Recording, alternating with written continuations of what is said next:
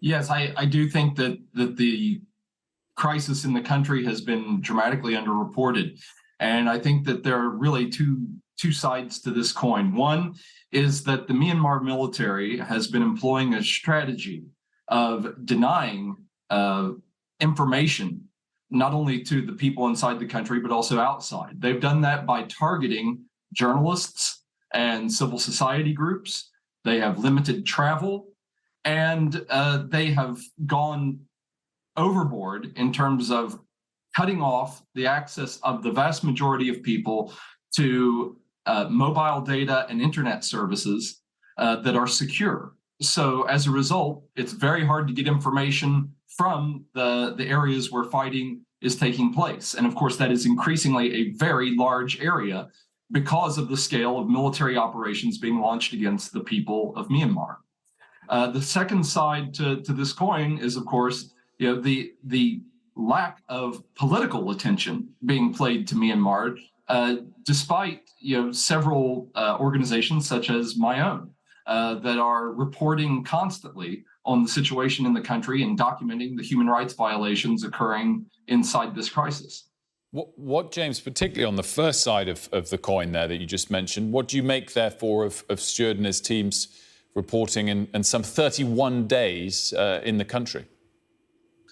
I think it's a courageous effort. I think it shows the power of journalism, the power of accessing information, and the real heroism that it takes to do real, solid, verifiable investigative journalism in this environment. In terms of the international response, James, just a few days ago at the ASEAN Foreign Ministers gathering, Secretary Blinken did address it. I mean, it was brief, but he did address it, and he said, we must press the military regime to stop the violence. Have things been turning at all? Has your job to garner support and interest in this got any different, changed over the last couple of weeks or months, or not yet? No, it has not changed. We still face massive difficulties in getting information inside the country. Again, as I say, it's a deliberate strategy on the part of the military. They know the power of information and of images.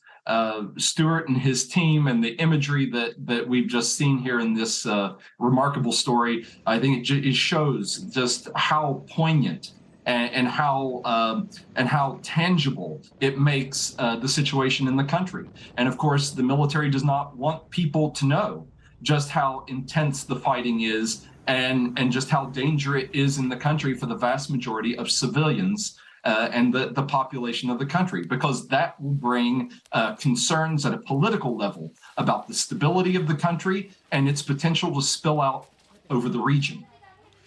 Stuart, you mentioned you felt in danger for all of the 31 days you were there. Was that by association of the people that you were with, or do you felt like the military government knew after a period of time you were there? Were they targeting you, or talk us through that sense of danger? I think they were very specifically targeting some of the people that we were with. There's no doubt about that, because some of the convoys that we were involved in, and funny enough, I say this reporting after we'd left them, it got worse and worse by the day. So we know that they were very much a focus of attention. The people who formed the resistance were wary for our safety from spies. And that was a continuous worry. And we know that a number of medical teams who were working there were bombed and killed in secret locations that somebody has to have given a GPS, because they were really well hidden beneath rock faces, and they were still attacked. So we know that the government was doing that. Then, generally speaking, if you're just with the civilian population, any gathering of groupings of people is potentially going to be attacked. There's been a very specific campaign on attacking medical centres, schools, and interestingly, religious institutions, churches, lots and lots of churches are specifically attacked. And that appears to try to, from our understanding and from what the people there believe, is that they're trying to destabilise normal civilian life, if you like, keep people moving, break down the structures that they take very seriously. Churches is one of them, schools and obviously medical centres are vital. If you haven't got a medical centre and you haven't got a school, you might as well start moving. And for them, the religious institutions are incredibly important as well. That is a definite campaign.